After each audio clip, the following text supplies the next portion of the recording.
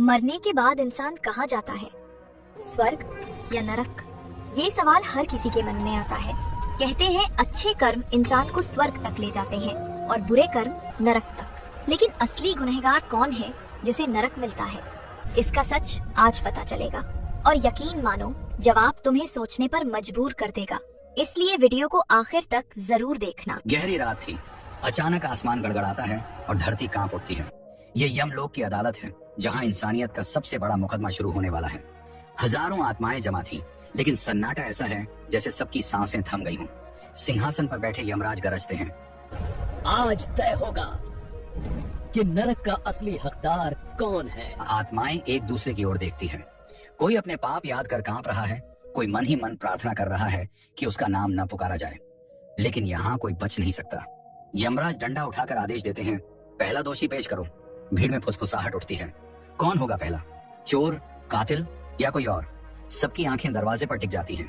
दरवाजा खुलता है। जंजीरों में बंधा पहला दोषी सबके सामने आता है। वो है एक चोर। चेहरा थका हुआ, आंखों में डर और पश्चाताप साफ झलकता है। यमराज की गहरी आवाज गूंजती है, बता तेरे पाप क्या हैं? चोर कांपती आवाज में बोलता है, हाँ मैंने चोरी की, लेकिन मैं जन्म से चोर नहीं था। मैंने खेतों में पसीना बहाया, मजदूरी की, फिर भी घर में भूख ही भूख रही। मेरे छोटे छोटे बच्चे रात को रोते थे। मेरी बीमार पत्नी दवा के बिना तड़पती थी। मजबूरी में रोटियां चुराई, अनाज चुराया। जब अमीरों के घरों में सोना चमक रहा था, तब मेरे घर में अंधेरा था। हाँ, मैंने गुनाह किया, पर सवाल यह है कि असली गुनहगार मैं हूँ या वो हालात जिन्होंने मुझे चोर बना दिया। सभा में फुसफुसाहट उठती है। कोई कहता है भूख चुराने वाला गुनहगार नहीं। दूसरा चिल्लाता है, चोरी तो चोरी है, चाहे वजह कोई भी हो। माहौल गर्मा जाता है। यमराज की आंखें चमकती हैं, पर वो चुप रहते हैं। चोर की आंखों से आंसू बहने लगते हैं। वो कांपते हुए बोलता है, अगर मेरी जगह कोई और होता तो क्या करता? मुझे नरक भेज दो, मैं तैयार हूँ, पर उससे पहले इंसाफ करो। उनका क्या जो हमें भूखा रखते थे? असली अपराधी कौन है? इतना कहकर चोर अचानक भीड़ की ओर उंगली उठाता है और गरजता है, नरक का असली हकदार मैं नहीं, वो है। सभा में सन्नाटा छा जाता है। सबकी नजरें उसी ओर घूमती हैं, पर जिस पर इशारा किया गया है फिर सामने आता है। एक व्यापारी, शानदार कपड़े मगर चेहरे पर पसीना, आंखों में डर और चालाकी दोनों। उसके हाथों में अब भी सुनहरी कंगन और मोती जैसे चमक रहे हैं, जैसे वो मौत के बाद भी अपना लालच छोड़ नहीं पाया हो। यमराज की आवाज गरजती है, व्यापारी तेरा नाम इस सभा में क्यों लिया गया? जवाब दे। व्यापारी कांपते हुए कहता है, महाराज मैं तो बस व्यापार करता था, मेहनत से कमाया, सौदे किए। अगर कोई गरीब मेरे पास आया और उसके पास दाम नहीं थे तो मैं क्या करूं? ये मेरा कसूर नहीं कि वो चुकता नहीं कर पाए। चोर तुरंत चिल्लाता है, झूठ! यही वो है जिसने गांव के अनाज के दाम दोगुने कर दिए। भूख से तड़पते बच्चे रोटी न खा सके और ये सोने चांदी से अपने घर भरता रहा। इसने हमें चोर बनाया। भीड़ में गुस्से की लहर दौड़ जाती है। आत्माएं चिल्लाती हैं, हाँ यही है असली गुनहगार, यही नरक का हकदार है। कुछ आत्माएं फिर भी चुप हैं, उनके चेहरे पर सवाल है। व्यापारी पसीना पोंछते हुए बोलता है, मैंने किसी से जबरदस्ती नहीं की, व्यापार नियमों से चलता है। दाम बढ़ाना गुनाह कब से हो गया? अगर मैंने मुनाफा कमाया तो इसमें बुराई क्या है? सभा खामोश हो जाती है। सबकी निगाहें यमराज पर हैं। उनकी आंखें चमक रही हैं, मगर होंठ अब भी बंद। ऐसा लग रहा है मानो वो व्यापारी को खुद बोलने का पूरा मौका देना चाहते हों। व्यापारी अचानक ऊंची आवाज में बोल उठता है, अगर लालच गुनाह है तो फिर पूरे संसार में हर कोई दोषी है। इंसान बिना चाहत के जी सकता है क्या? फिर मुझे ही नरक का हकदार क्यों ठहराया जाए? माहौल गर्म हो जाता है। तभी यमराज उठते हैं और गहरी आवाज में कहते हैं, तेरे सवाल का जवाब तुझे मिलेगा, लेकिन उससे पहले अगला दोषी पेश किया जाए। सभा में सन्नाटा छा जाता है। सबकी नजरें दरवाजे की ओर टिक जाती हैं। दरवाजा एक बार फिर धीरे धीरे खुलता है। भीतर से निकलता है एक कातिल। उसका चेहरा सख्त है, आंखें लाल हैं, जैसे अब भी उनमें खून की परछाई हो। उसके कपड़ों पर धब्बे हैं, मानो मौत तक उसका पीछा नहीं छोड़ पाए। भीड़ में सनसनी दौड़ जाती है। कोई चीख उठता है, यही है जिसने दर्जनों को मारा था। दूसरा बोलता है, इसकी बेरहमी से पूरा गांव कांपता था। यमराज गरजते हैं, कातिल तेरे पापों का हिसाब अब होगा, बता क्यों किया तूने इतना खून? कातिल हंसता है, एक ठंडी डरावनी हंसी। फिर बोलता है, हाँ मैंने खून किया, तलवार से कई को काट डाला, पर मैं जन्म से कातिल नहीं था। मुझे धक्का दिया गया, मुझे धोखा दिया गया। मेरा परिवार मेरी आंखों के सामने मारा गया। मेरी माँ को तड़प तड़प कर मरते देखा। उस दिन से मेरे अंदर सिर्फ नफरत बची थी। मैंने कसम खाई थी कि जो भी मुझे धोखा देगा उसकी सांसें छीन लूंगा। सभा खामोश है। कुछ आत्माएं डर से कांप रही हैं, कुछ की आंखों में गुस्सा है। चोर और व्यापारी दोनों उसकी ओर घूर रहे हैं। कातिल की आवाज और तेज हो जाती है। मुझे लोग कातिल कहते हैं, लेकिन क्या इंसान को इस हद तक पहुंचाने वाले निर्दोष हैं? जिसने मेरे परिवार को मारा, जिसने मुझे बदला लेने पर मजबूर किया, क्या असली गुनहगार वो नहीं? अगर मैं नरक का हकदार हूँ तो क्या वो लोग बच जाएंगे? भीड़ में खुसफुसाहट फिर उठती है। कुछ आत्माएं उसकी बात में सच देखती हैं, कुछ गुस्से में चीख उठती हैं। खून तो खून है, वजह चाहे जो भी हो, ये नरक जाएगा। कातिल हंसता है और यमराज की ओर देखता है। मुझे नरक भेज दो, मैं तैयार हूँ, लेकिन याद रखना मेरे जैसे लोग पैदा हालात से होते हैं। अगर हालात ही गुनहगार हैं तो असली नरक के हकदार वो हैं जिन्होंने हालात बनाए। यमराज चुप रहते हैं, उनकी आंखें बंद हैं, मानो वो हर आत्मा की गवाही अपने भीतर सुन रहे हों। सभा का माहौल और भारी हो जाता है। फिर यमराज धीरे से डंडा उठाते हैं और आदेश देते हैं, अगला दोषी पेश करो। दरवाजा एक बार फिर धीरे धीरे खुलता है, लेकिन इस बार जंजीरों की खनक नहीं, बल्कि घुंघरुओं और माला की आवाज सुनाई देती है। सामने आता है एक साधु, माथे पर चंदन, गले में बड़ी बड़ी मालाएं, हाथ में कमंडल। उसके चेहरे पर नकली शांति, मगर आंखों में छुपा हुआ डर और चालाकी दोनों झलक रहे हैं। भीड़ हैरान रह जाती है। कोई फुसफुसाता है, ये तो संत था, हम तो इसे भगवान का रूप मानते थे। यमराज की आवाज गूंजती है, पाखंडी साधु, तुझे यहाँ क्यों लाया गया है? बता कौन से पाप किए तूने? साधु हल्की मुस्कान के साथ कहता है, महाराज, मैंने जीवन भर भजन किया, पूजा की, लोगों को धर्म का रास्ता दिखाया। मैंने किसी का खून नहीं किया, किसी का धन नहीं छीना। मैं तो इंसानों को भगवान तक पहुंचाने वाला था। भीड़ में कुछ आत्माएं सिर हिलाती हैं। हाँ, ये तो संत था। लेकिन तभी अचानक चोर चिल्ला उठता है, झूठा है ये, इसने भूखे को रोटी नहीं, मंत्र दिए, इसने हमारी मजबूरी से धन बटोरा, मंदिर के नाम पर दौलत बनाई। व्यापारी भी बोल पड़ता है, हाँ, और जब हम दाम बढ़ाते थे तो यही धर्म का नाम लेकर हमारी लूट को सही ठहराता था। असली धंधेबाज यही है। सभा गुस्से से गर्म हो उठती है। कोई चिल्लाता है, ढोंगी, पाखंडी। साधु का चेहरा पीला पड़ जाता है, लेकिन वो फिर भी हिम्मत करके बोलता है, अगर मैंने दान लिया तो उसमें बुराई क्या है? लोग खुद मेरे चरणों में सोना चांदी लुटाते थे। अगर मैंने धर्म के नाम पर माला बेची, पूजा कराई, तो उसमें मेरा कसूर कहाँ है? मैंने सिर्फ वही किया जो लोग चाहते थे। भीड़ में सन्नाटा छा जाता है। अब सबकी निगाहें यमराज पर हैं, लेकिन साधु अचानक गरजता है, अगर मुझे नरक में फेंका जाएगा तो यहाँ खड़ी आधी आत्माएं भी नरक में जाएंगी, क्योंकि पाखंड मैंने नहीं, हम सब ने मिलकर रचा है। ये सुनते ही सभा हिल जाती है। आत्माएं आपस में एक दूसरे को घूरने लगती हैं। गुस्से और शक का तूफान उठ जाता है। यमराज की आंखें और तेज चमकने लगती हैं, लेकिन वे कुछ नहीं कहते, बस धीरे से डंडा उठाते हैं और आदेश देते हैं, अगला दोषी पेश करो। दरवाजा धीरे धीरे खुलता है और इस बार कदमों की आवाज सुनते ही सबकी रूह कांप उठती है। ऐसा लग रहा है जैसे अब सामने आने वाला चेहरा सबको अंदर तक हिला देगा। सामने आता है एक राजनेता, चेहरे पर वही नकली मुस्कान, हाथ जोड़ने की आदत अभी भी बनी हुई, लेकिन उसकी आंखों में घबराहट साफ है। भीड़ में हलचल मच जाती है। कोई कहता है, यही है जिसने वादे करके हमें धोखा दिया। कोई चिल्लाता है, हमने इसको नेता बनाया और इसने हमारी पीठ में छुरा घोंपा। यमराज गरजते हैं, राजनेता, तेरे खिलाफ ये शोर क्यों है? क्या तूने पाप किया? राजनेता हाथ जोड़कर बोलता है, महाराज, मैंने तो जनता की सेवा की, मैंने पुल बनवाए, सड़कें बनवाई, लोगों को काम दिया। अगर किसी को तकलीफ हुई तो वो राजनीति का हिस्सा है, सत्ता बिना समझौते के मिलती ही नहीं। चोर तुरंत चिल्लाता है, झूठ, यही है जिसने हमारी भूख को चुनाव का मुद्दा बनाया। पेट भरने का वादा किया, लेकिन 5 साल तक रोटी तक न दी। व्यापारी भी गरजता है, यही तो था जिसने हमें सुरक्षा दी ताकि हम खुलकर लूट कर सकें। साधु भी जोड़ता है, और धर्म के नाम पर जनता को भड़काने वाला यही था। सभा में हंगामा मच जाता है। आत्माएं चिल्लाने लगती हैं, धोखेबाज, झूठा, नरक भेजो इसे। राजनेता पसीना पोंछते हुए कहता है, अगर मैं गुनहगार हूँ तो पूरा समाज गुनहगार है। मैं वही करता था जो जनता चाहती थी।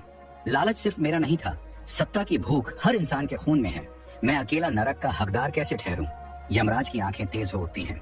पूरी सभा थम जाती है। उनकी आवाज गूंजती है, तेरे पाप छोटे नहीं हैं। तूने झूठे वादों से इंसानियत को बांटा है, तेरे कर्मों ने नफरत बोई है, पर तेरा फैसला अभी नहीं होगा। राजनेता के चेहरे से मुस्कान गायब हो जाती है। उसकी आंखों में डर भर जाता है। यमराज डंडा उठाकर आदेश देते हैं, अगला दोषी पेश करो। दरवाजा फिर से खुलने लगता है। इस बार भीतर से ऐसी आहट आती है जैसे आने वाला इंसान कोई साधारण पापी नहीं, बल्कि इंसानियत के लिए सबसे बड़ा खतरा हो। इस बार जंजीरों में कोई शोर नहीं, बस धीमे धीमे कदमों की आहट। सामने आता है एक साधारण इंसान, न व्यापारी की तरह चमक दमक, न राजनेता की तरह मुस्कान, लेकिन चेहरा ऐसा जैसे मासूम हो। भीड़ उसे देखती है और फुसफुसाने लगती है, ये तो हमारा ही दोस्त था, ये यहाँ कैसे? यमराज की आवाज गूंजती है, बता तू कौन है और तुझे यहाँ क्यों खड़ा किया गया है? वो आदमी झिझकते हुए बोलता है, महाराज, मैं तो बस एक दोस्त था, मैंने कभी खून नहीं किया, न चोरी न छल। अचानक पीछे से कातिल गरजता है, झूठा है ये, सबसे बड़ा खून इसी ने किया है, इसने हमें धोखा दिया, मैंने जिन पर भरोसा किया उसी ने पीठ में छुरा घोंपा। चोर भी बोल उठता है, हाँ, मेरे सबसे कठिन समय में जब मैंने रोटी मांगी तो इसने मेरे घर का दरवाजा बंद कर दिया। व्यापारी चिल्लाता है, जब मैंने इसे मदद की पेशकश की तो इसने ही मेरी जानकारी दुश्मनों तक पहुंचाई। भीड़ में गुस्से की लहर दौड़ जाती है, सब चिल्लाने लगते हैं, धोखेबाज, ये दोस्त नहीं दुश्मन है। वो आदमी कांपता है, फिर जोर से कहता है, मैंने जो किया वो मजबूरी थी, मैंने धोखा नहीं दिया, मैंने खुद को बचाया। जब हालात ने मुझे घेरा तो मैंने अपनी जान चुनी। और बताओ, इंसान अपनी जान बचाने के लिए अगर दोस्त का भरोसा तोड़ दे तो क्या वो नरक का हकदार हो जाता है? सभा में सन्नाटा छा जाता है। आत्माएं गुस्से और हैरानी से उसे देख रही हैं। यमराज की आंखें चमक रही हैं। फिर वो आदमी अचानक चिल्लाता है, अगर मैं नरक का हकदार हूँ तो इंसानियत का हर रिश्ता झूठा है, क्योंकि हर दोस्ती किसी न किसी दिन टूटती है। मुझे मत देखो, खुद को देखो, हर कोई कहीं ना कहीं धोखेबाज है। ये सुनते ही सभा में हड़कंप मच जाता है। आत्माएं आपस में बहस करने लगती हैं। क्या सचमुच हर रिश्ता छल है? यमराज चुपचाप आंखें बंद कर लेते हैं, मानो पूरी सभा की आत्माओं का दर्द सुन रहे हो। फिर उनकी आवाज गूंजती है, अभी फैसला बाकी है, अगला दोषी पेश करो। दरवाजा फिर से खुलता है। इस बार भीतर से ऐसी चीख सुनाई देती है कि पूरी सभा की रूह कांप उठती है। लगता है अब असली खेल शुरू होगा। दरवाजा धीरे धीरे खुलता है। इस बार भीतर से कोई जवान लड़का बाहर आता है। चेहरा घमंडी है, आंखों में कोई पछतावा नहीं, उसकी चाल में अकड़ है, मानो मौत भी उसे झुका नहीं पाई। सभा हैरान रह जाती है। कोई फुसफुसाता है, ये तो वही है जिसने अपने माँ बाप को ही धोखा दिया था। यमराज की आवाज गूंजती है, बता तू कौन है और तेरे पाप क्या हैं? लड़का हंसते हुए कहता है, महाराज, मैंने बस वही किया जो मुझे सही लगा। मैंने माँ बाप को छोड़ दिया क्योंकि वो मेरे सपनों के रास्ते में आड़े थे। उन्होंने मुझे पढ़ाया लिखाया, लेकिन मैं उनकी देखभाल करने के लिए पैदा नहीं हुआ था। मैं अपनी जिंदगी जीना चाहता था। अगर इसमें गुनाह है तो हाँ, मैंने गुनाह किया। सभा में हाहाकार मच जाता है। आत्माएं चिल्लाती हैं, कृतज्ञ, अपने माँ बाप का साथ छोड़ने वाला नरक से भी बड़ा पापी है। चोर गुस्से से बोलता है, भूख में भी मैंने अपने बच्चों का साथ नहीं छोड़ा। कातिल गरजता है, मैंने खून किया लेकिन अपनी माँ के लिए रोया, और तूने तो अपनी ही माँ बाप को तड़पने के लिए छोड़ दिया। लड़का आंखें तरेर कर जवाब देता है, सब लोग मुझे दोषी कह रहे हैं, लेकिन सच ये है कि हर कोई अपनी जिंदगी जीता है। माँ बाप को भगवान मानना सिर्फ कहने की बात है। जब अपनी इच्छा हावी हो जाती है तो सब रिश्ते पीछे छूट जाते हैं। मैंने वही किया जो कई लोग करना चाहते हैं, लेकिन डर के कारण कर नहीं पाते। सभा में सन्नाटा छा जाता है। आत्माएं कांप जाती हैं। कई आत्माओं के चेहरे पर पछतावे की झलक है, जैसे उन्हें अपने ही जीवन की गलतियां याद आ गई हों। यमराज की आंखें आग की तरह चमकती हैं। वो गरजते हैं, माँ बाप का अपमान करने वाला, उनका साथ छोड़ने वाला इंसानियत का सबसे बड़ा गुनहगार है, लेकिन तेरा फैसला भी अभी नहीं होगा। सभा थम जाती है। हर आत्मा का दिल तेज धड़क रहा है, और तभी दरवाजा जोर से खुलता है। भीतर से घसीटने की आवाज आती है। सामने आता है एक आदमी जिसके चेहरे पर कोई पछतावा नहीं, बस घमंड है। उसकी आंखों में चालाकी है और होठों पर हल्की मुस्कान। सभा में गुस्से की लहर दौड़ जाती है। कोई चिल्लाता है, ये वही है जिसने अपने ही देश को दुश्मनों के हाथ बेचा। यमराज की गूंजती आवाज, बता तू कौन है और तेरे पाप क्या हैं? वो आदमी हंसते हुए कहता है, महाराज, मैं देशद्रोही हूँ। मैंने अपने देश से गद्दारी की, लेकिन सोचो क्योंकि मुझे अपनी जान प्यारी थी। मैंने दुश्मनों से हाथ मिलाया ताकि मुझे ताकत और दौलत मिले। और हाँ, मैंने अपने देश की आत्मा बेच दी, लेकिन मैं अकेला नहीं था। लालच सबको होता है, मैंने बस खुलकर किया। सभा गुस्से से दहक उठती है। चोर गरजता है, मैंने रोटी के लिए चोरी की, लेकिन कभी अपने देश को नहीं बेचा। व्यापारी चिल्लाता है, मैंने लूट की, लेकिन जब बात देश की आई तो मैंने अपनी जान दी। राजनेता गुस्से में कांपता है, मैंने जनता को धोखा दिया, लेकिन तिरंगे को नहीं। और तू तो इंसान भी कहलाने लायक नहीं। भीड़ में से आत्माएं चिल्लाने लगती हैं, गद्दार, गद्दार, इसे सीधा नरक की सबसे गहरी खाई में फेंको। देशद्रोही मुस्कुराता है और जोर से कहता है, तुम सब मुझे दोष दे रहे हो, लेकिन सच ये है कि इंसान का असली चेहरा गद्दारी ही है। कोई रिश्ते से गद्दारी करता है, कोई दोस्त से, कोई देश से। मैं वो कर बैठा जिसे छुपा कर तुम सब भी करते हो। फर्क बस इतना है कि मैं पकड़ा गया और तुम अपनी गद्दारी को जायज ठहराते हो। सभा अचानक चुप हो जाती है। हर आत्मा के चेहरे पर सवाल उभर आते हैं, क्या सचमुच गद्दारी हर इंसान के खून में है? यमराज खड़े हो जाते हैं। उनका स्वर गड़गड़ाहट की तरह गूंजता है, देशद्रोह इंसानियत का सबसे बड़ा कलंक है। अपने देश से धोखा देने वाले को नरक की सबसे गहरी अंधेरी आग में जलना होगा। लेकिन तेरा फैसला भी बाकी है। सभा थम जाती है। सबकी नजरें दरवाजे की तरफ जाती हैं। दरवाजा धीरे धीरे खुलता है, लेकिन इस बार अंदर से कोई कैदी नहीं निकलता। न जंजीरें बजती हैं, न कदमों की आहट आती है। सभा में हैरानी फैल जाती है। सब एक दूसरे को देखने लगते हैं। तभी यमराज की तेज आवाज गूंजती है। तुम सब सोच रहे हो कि अब अगला पापी सामने आएगा, लेकिन सच ये है कि आखिरी दोषी कोई और नहीं, तुम सब हो। सभा सन्न रह जाती है, आत्माएं कांपने लगती हैं। यमराज आगे कहते हैं, चोर ने चोरी की, कातिल ने खून किया, व्यापारी ने लूट की, साधु ने पाखंड किया, राजनेता ने झूठ बोला, दोस्त ने धोखा दिया, बेटा माँ बाप को छोड़ गया और देशद्रोही ने गद्दारी की। लेकिन क्या ये सब अकेले हुए? नहीं, ये पाप उस समाज की वजह से हुए जिसने इन्हें बढ़ाया। चोरी भूख से पैदा हुई, लूट लालच से, पाखंड आस्था की अंधी दौड़ से, झूठ जनता की उम्मीद से, गद्दारी डर से। यानी असली दोषी इंसानियत खुद है। सभा में चीख पुकार मच जाती है। आत्माएं चिल्लाने लगती हैं, नहीं, हम निर्दोष हैं, हमें मत दोष दो। यमराज गरजते हैं, निर्दोष? अगर तुम निर्दोष होते तो ये सब पाप पैदा ही ना होते। नरक का असली हकदार कोई एक चेहरा नहीं, बल्कि वो इंसान है जो अपने विवेक को मारकर चुप रहता है। जो गलत देखकर भी चुप है, वही नरक का दरवाजा खोलता है। सभा पूरी तरह सन्नाटे में डूब जाती है। आत्माओं के चेहरे पर डर जम जाता है। हर कोई खुद से नजरें चुराने लगता है, जैसे भीतर छुपा पाप अचानक सामने आ गया हो। यमराज धीरे धीरे अपना डंडा उठाते हैं और अंतिम शब्द कहते हैं, नरक का असली हकदार इंसान की आत्मा खुद है, क्योंकि जब तक इंसान अपने भीतर के पाप को नहीं मारेगा, तब तक नरक उसी का इंतजार करता रहेगा। अब फैसला सुनाया जाता है। चोर, तुझे नरक की उस आग में फेंका जाएगा जहां भूख कभी नहीं मिटेगी। कातिल, तुझे उन्हीं की चीखें सताएंगी जिनका खून तूने बहाया। व्यापारी, तुझे उस दलदल में डुबोया जाएगा जहां तेरा लालच तुझे घसीट कर ले जाएगा। पाखंडी साधु, तुझे उस अंधेरे में बांधा जाएगा जहां तेरे झूठे मंत्र हमेशा गूंजते रहेंगे। राजनेता, तुझे उसी भीड़ की गालियों में झोंक दिया जाएगा जिसे तूने छल से जीता था। धोखेबाज दोस्त, तुझे उन जंजीरों में जकड़ा जाएगा जो हर रिश्ते को तोड़कर बनाई गई हैं। अकृतज्ञ बेटा, तुझे उस दर्द में जलाया जाएगा जो तेरे माँ बाप ने तुझे छोड़ने के बाद सहा। देशद्रोही, तुझे नरक की सबसे गहरी खाई में फेंका जाएगा जहां आग भी तुझसे नफरत करेगी। सभा गूंज उठती है, आत्माएं कांपती हैं और यमदूत सभी पापियों को घसीटकर नरक की गहराइयों में ले जाते हैं। उनकी चीखें अंधेरे में गूंजती हैं और धीरे धीरे सब आवाजें खामोश हो जाती हैं। तो दोस्तों, याद रखो, नरक सिर्फ इन दोषियों के लिए नहीं है। नरक हर उस इंसान का इंतजार करता है जो अपने भीतर के पापों को पालता है।